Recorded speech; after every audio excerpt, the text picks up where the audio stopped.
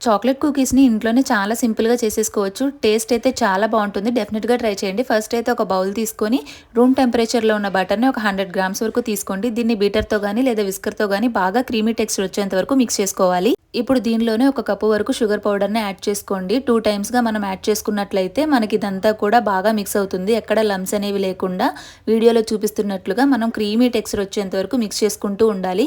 మనం ఎంత బాగా బీట్ చేసుకుంటే కుకీస్ అనేవి అంత బాగా బేక్ అవుతాయి. వీడియోలో చూపిస్తున్నట్లు బాగా మిక్స్ చేసుకున్న తర్వాత టెక్స్చర్ అనేది మనకి ఈ విధంగా ఉండాలి. ఇప్పుడు ఇందులోనే 1 టేబుల్ స్పూన్ వరకు వెనిలా ఎసెన్స్‌ని కూడా యాడ్ చేసుకొని మరొకసారి ఇలా బీట్ చేసేసుకోండి. క్రీమీ టెక్స్చర్ వచ్చింది కదా! ఇప్పుడు ఒక జల్లెడ తీసుకొని ఒక కప్పు వరకు మైదా పిండిని కూడా ఇలా యాడ్ చేసుకొని జల్లించేసుకోండి. ఇప్పుడు నెక్స్ట్ ఇందులోనే మనం ఒక 1/4 టేబుల్ స్పూన్ అంతా కోకో పౌడర్‌ని కూడా యాడ్ చేసేసుకోండి. అలానే ఒక 1 టేబుల్ స్పూన్ అంతా బేకింగ్ పౌడర్‌ని కూడా యాడ్ చేసేసుకొని జల్లించేసేసుకోండి. నేను వీడియోలో చూపిస్తున్నట్లుగా స్పాచులాతో గానీ లేకపోతే హ్యాండ్‌తో అయినా మనం ఇలా మిక్స్ చేసేసుకోవచ్చు.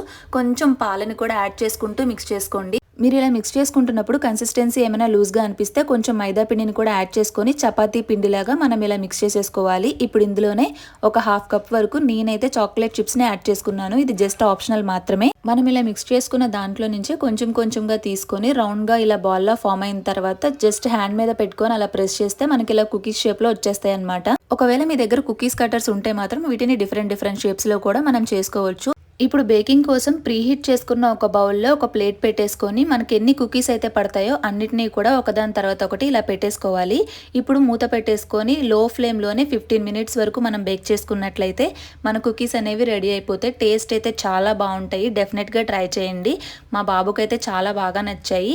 నెక్స్ట్ డే మనం గోధుమ పిండితో కూడా హెల్దీగా కుకీస్ అనేవి ఎలా చేసుకోవాలో చూపించేస్తాను. మీరు మాత్రం వీడియో నచ్చితే ఒక చిన్న లైక్ ఇచ్చి మన ఛానల్ని సబ్స్క్రైబ్ చేసేసుకోండి. నెక్స్ట్ వీడియోలో కలుద్దాం. Bye bye.